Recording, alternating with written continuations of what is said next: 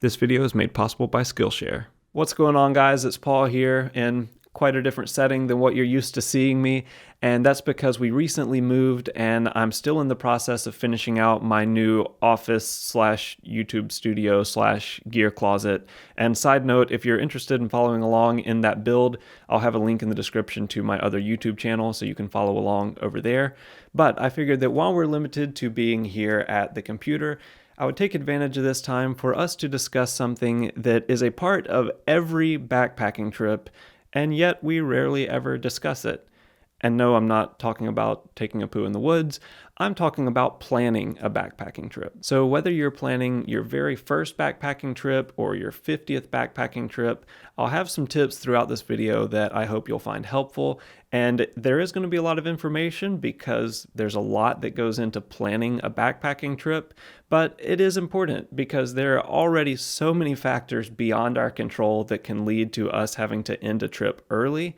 The last thing you want is to have to end a trip early because of poor planning. Now, pro tip number one for this video is when you're planning the days of your trip, whenever possible, plan to have one extra day available after you get back from your backpacking trip before you return to work. And believe me, I know that's not always practical. It's not always possible. I have a toddler running around the house now, so it's been a little while since I've had this luxury myself. But whenever possible, to drive home from a backpacking trip knowing you still have one day available to allow your body to rest. You can clean your gear from the trip. You can eat a dozen Krispy Kreme donuts and just allow your mind some time to transition from trail back to normal civilization. You will be glad that you did. When it comes to looking for a trail to hike, there are 3 different types of trails that you can look for. The first is called a point-to-point hike. So with that, you would start in one location, you're going to hike the trail in one direction the entire time, and ultimately you're going to end in a different place than where you started. The second type of trail, which is my personal favorite, but also the least common type of trail, is called a loop hike. And as the name suggests, with that one, you're going to start in one location, you're going to hike the trail in one direction the entire time, but ultimately it's going to loop back around so that you end in the same place where you started. And the third type of hike is called an out and back hike. And really any trail can be an out and back hike because, as you may have guessed, it just means that you hike out one direction, you'll camp for one night or however many nights, and then ultimately you're just going to hike back the same section of the trail that you hiked in. Now, if you are planning your very first backpacking trip and you're just planning something for 1 or 2 nights, my recommendation would be to plan an out and back hike. And the reason for that is first that they're just a lot easier to plan logistically since you're ending in the same place where you started. You don't deal with the transportation issues that come with doing something like a point-to-point hike. And secondly, if you were to overestimate how much mileage you can do in a day, you're not committed to doing the full hike. So for example, if you were planning to hike 8 miles in and 8 miles out, and you only get 4 miles in and realize you've bit off a little more than you can chew, you can just find the next available campsite and camp there, and then you have a shorter hike back out the next morning. Now, really quickly, let's take a break from the backpacking trip planning because I want to tell you about the sponsor of this video, and that is Skillshare. If you don't know already, Skillshare is an online learning community with thousands of inspiring classes for anyone who loves learning. As a mechanical engineer, I've been wanting to learn more about coding, so I've been taking Alvin Wan's class called Coding 101, and it's really helping me to get a good start in coding in Python. But even if computer code is not something that excites you, Skillshare has many creative and engaging options in everything from outdoor photography to painting and even gardening. So if you're looking to make 2022 a year of new learning and growth, Skillshare will help you do just that. The first 1,000 of my subscribers to click the link in the description below will get a free 1-month trial of Skillshare so you can start exploring your creativity today. So thank you once again to Skillshare for sponsoring this video. Now let's get back to planning that backpacking trip. Speaking of transportation, if you are planning a point-to-point hike, there will, of course, be some logistics involved. So if you're hiking with a friend, you can easily just take 2 vehicles. You can plant one at the end of the trail, drive the other vehicle to the beginning, and do your hike that way. But if you're planning a solo hike, or if you're going with friends, but you just want to take one vehicle, you will of course have to figure out some type of a shuttle. Now, be aware that a lot of trails are in remote locations and you can't always get an Uber all the way out there. Many trails, especially longer trails, will have other shuttle services available in the area, and oftentimes you can find that information on the trail website. Along with that, my second pro tip is that if you do have to use a shuttle, do the shuttle at the beginning of the trip and not at the end. That way, when you end your hike, you're not waiting on a shuttle driver to get there, and the shuttle driver isn't waiting on you. And it's also just a little more courteous to the driver if they're not picking up somebody that smells like they've been in the woods for a few days. With all of that said, we can now get on the computer and look at actually finding trails to go backpacking on, and equally as important, finding current information about those trails. Now, the great thing is that nowadays, there are many great options online to do just that. So I'll start here with alltrails.com because it's what I use most often, mostly because it's what I started using a while back and I've just kind of stuck with it. But what I like about AllTrails is that you can go up to this Explore button on the top. It will bring up a map view of all of these trails in your area. But what you need to know is that not all of these are backpacking trails. Some of these are literally walks in a park. So what you can do is go up to the top here where there are filters, and you can select activity types. Now I usually select backpacking, but I'll also select camping because I've noticed some trails are listed as backpacking, but it's really only day hikes and camping is not allowed. So I tend to select camping. You can try either one. And then what you'll see is if I go up around the North Georgia area here, around the AT, around Blue Ridge, there are a lot of options. And you can also add some other filters up here. So let's say I know that I'm looking for something between 10 and 20 miles. And you can also select the route type. Now that's like what I talked about earlier. You can select a loop or let's say an out and back. And then this is going to start to narrow down my options in my region. And then I can also either hover over these on the map or on this left side, you can kind of scroll through the available options. And what I really like about this is that you can see reviews and ratings, the length, you can see the difficulty level. On the trail page, you can find ratings and some general information here, description here. Sometimes if the trail is closed for whatever reason, they'll have that listed on here. I've seen that to be hit or miss with accuracy. They do have upcoming weather. I never bank on what they have listed right there. But where we get to the really valuable information is down here in the reviews from hikers that have hiked this trail recently. So if you read through some of these reviews, oftentimes you can find good information about there were a lot of blowdown trees covering the trail, or it was really muddy, or a lot of poison ivy. Then you'll find things like there are plenty of great campsites, plenty of water sources. There's a lot of really good information you can find in those reviews. The other thing I like to do on this page is go over here to these overlays on the bottom right. I'll click on that and scroll down to waypoints and hit apply. And now we can see waypoints that other hikers have left along the trail. So if I hover over these, you can see things like campsite, wide and flat, up from water, but good sound. So that's a good way to find the location of campsites and water sources. The great thing about a site like AllTrails is that anybody can add information to it. The downside to a site like AllTrails is that anybody can add information to it. So most of the time, I've found these waypoints to be accurate and helpful. I have seen some that turned out to be just way off. So make sure that whatever information you get from these waypoints, cross-check that with the information you see in these reviews and also the information on other websites. Another great option if you have a Facebook account is to look for hiking and backpacking groups on Facebook in your area. So for example, this is the North Georgia Hiking and Backpacking group. And I've seen a lot of people comment on here things like, hey, what's your favorite 3-day loop hike? And other people can comment and give them options that they know of in the area. This is also a great way just to meet other backpackers. So if you're a beginner backpacker, find a group in your area, join it, and post. Let them know that you're a beginner. A lot of times what you'll find is people willing to go backpacking with you, maybe even loan you some of their gear to help get you started. Hiking and backpacking is a great community, so if you can find a group in your area on Facebook, that's a good place to get connected.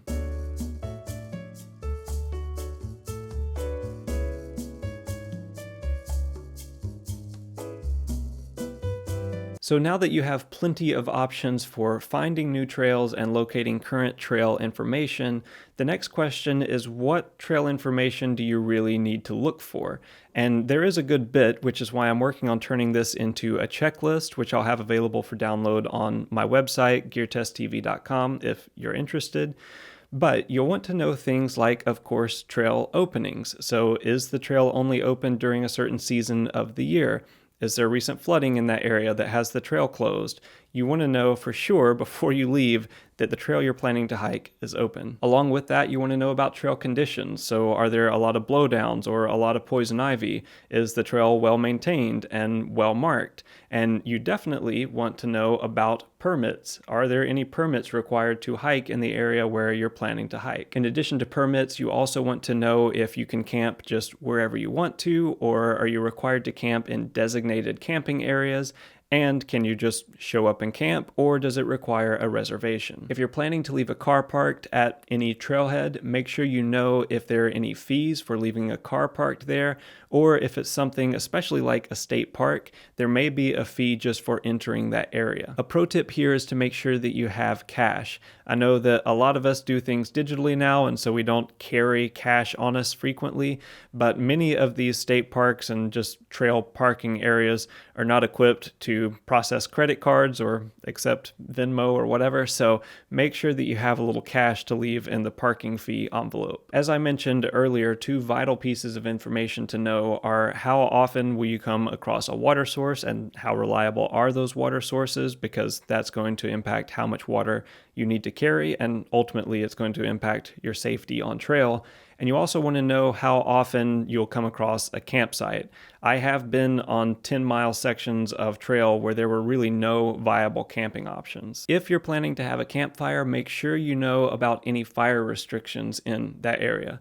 Some locations don't allow fires at all. Some allow them, but only in pre-existing fire rings. Some allow them, but only seasonally. So just make sure you find out that information before you start a fire. This one is a given, but make sure that you check the weather.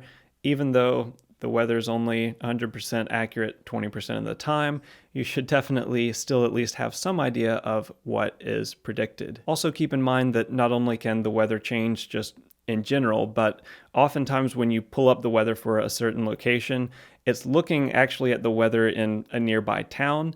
And if you're backpacking, say up in the mountains, you're often going to be at a higher elevation than the weather that you were looking at, which means that for one, it can be a lot colder and the weather can change even more rapidly. And last but certainly not least is to check on any food storage restrictions. So some locations do require that you keep your food in a particular bear canister.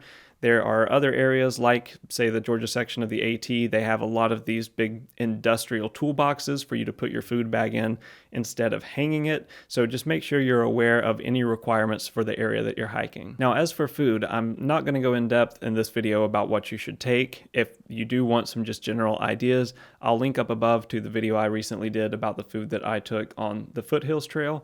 But a pro tip that I will give you if you are a beginner backpacker is not just to take plenty of food, since you'll be burning more calories than usual, but take a variety. I know for myself, my appetite changes when I get on trail, and I don't just mean that I'm more hungry. I mean, I will crave things on trail that never even cross my mind when I'm at home. So don't just pack sweet, don't just pack salty, and definitely don't just pack bland. Make sure you have a variety of food. So now let's talk about planning your backpacking gear. And this video would be way too long if I went through all of the specifics of what you should take and why. So this video is not going to be about if the temperature low is 40 degrees, you should take a 20-degree quilt. If you're interested in something like that, I do have a video about that, which I'll link up above.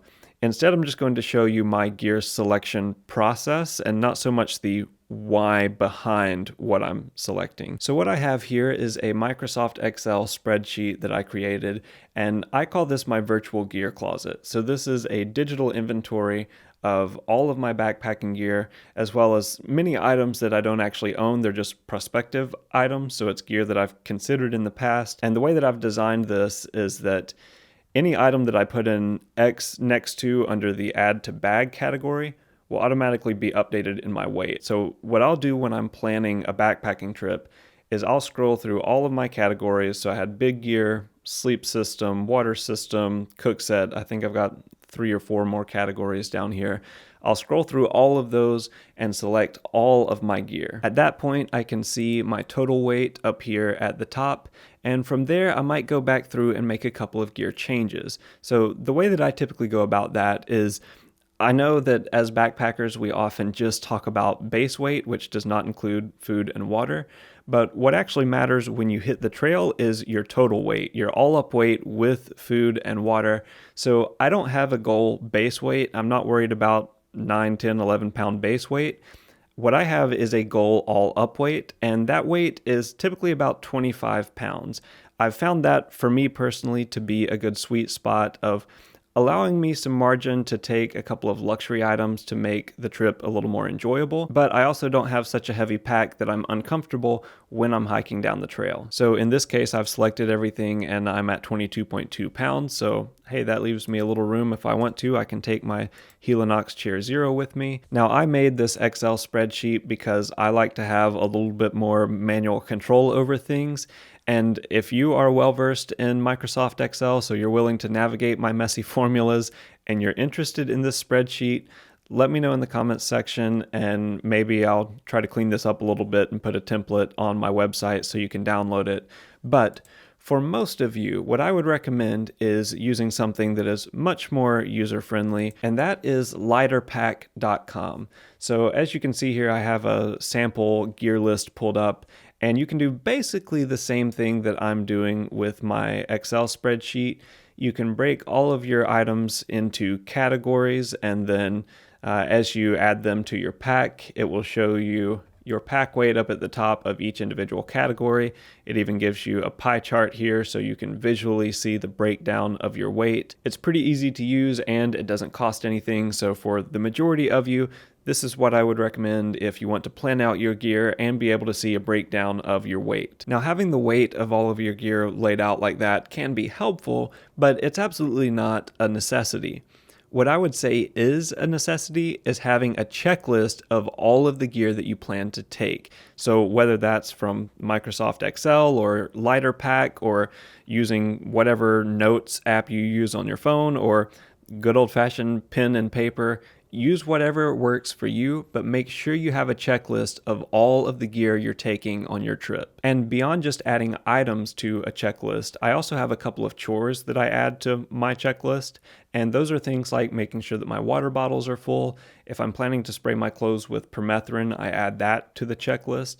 And a really important one is making sure that all electronic devices are charged. That way you don't get to the trailhead and realize that your battery bank is dead. The way that I go about actually using the checklist is usually the night before a backpacking trip. I'll take all of the gear that I have planned, I'll dump it in a big pile in the floor, and I will check each item off the list as I'm loading it into the backpack. So if I load everything and all the items are checked off the list, I know I have everything. Now, before you head out the door for this backpacking trip, let's make sure we cover trail navigation and safety, because I don't care how well marked a trail is or how many times you've hiked this trail, you should always have some form of a map with you, and you should be able to use that map not just to locate where you are on the trail, but if you get off trail, you should be able to find your way back to the trail. I've been on a trip before where there was a blowdown tree across the trail, and because of the terrain in that area, we ended up having to backtrack and go about 50 feet off trail to get around that area. And just even going about 50 feet off trail, the trail entirely disappeared, and we ended up having to use the map to relocate the trail on the other side. So even if you don't plan to go off trail, be prepared to. Now, I know there are people out there that swear by carrying a paper map on their backpacking trips. Personally, I don't think a paper map is a requirement. I'm perfectly fine with you having a map on an electronic device like your phone, but what I would recommend is to make sure that you always have 2 copies of a map. So that can be one paper map and one map on your phone, or one map on your phone and one on a GPS device or a GPS watch. Preferably those electronic devices would be fully waterproof, but ultimately you just want to make sure that you have 2 copies of a map so that if your primary map is inaccessible for whatever reason, you always have a backup. Before I had the Garmin InReach, I would always leave my wife with a copy of the trail map along with circled areas on the map of the approximate locations where I thought I would be setting up camp each night. Now that I have the Garmin InReach Mini, I still make sure that she knows which trail I'm going to be hiking on, so she knows the rough region where I'll be. But with the InReach Mini, she can go online and see my current location. It's also a GPS communication device, so we can at least touch base while I'm out there, so she knows I'm okay, I know she's okay back at home. And it has an SOS button, so if anything were to go terribly wrong, I can always get in touch with search and rescue. Now, GPS communicators are not cheap, so if it's not something that you have in the budget right now, certainly don't let that be what stops you from going backpacking, especially if you're not going very often. But if you do go frequently, it's a great little thing to have with you on trail, especially if you're solo backpacking. And the last thing that I'll mention is to make sure that you're leaving no trace. If you're not familiar with that, I'll leave a link in the description to the 7 principles of leave no trace, so you can check that out for yourself. And it's always a great idea to carry an extra trash bag with you, not only so that you can pack out your trash, but if you see other trash along the trail, you can do your part in keeping the trails clean and pack that out as well. So if you found any of this information helpful, you can give the video a like. It really helps out the channel. Thank you so much for watching, and I will see you in the next video.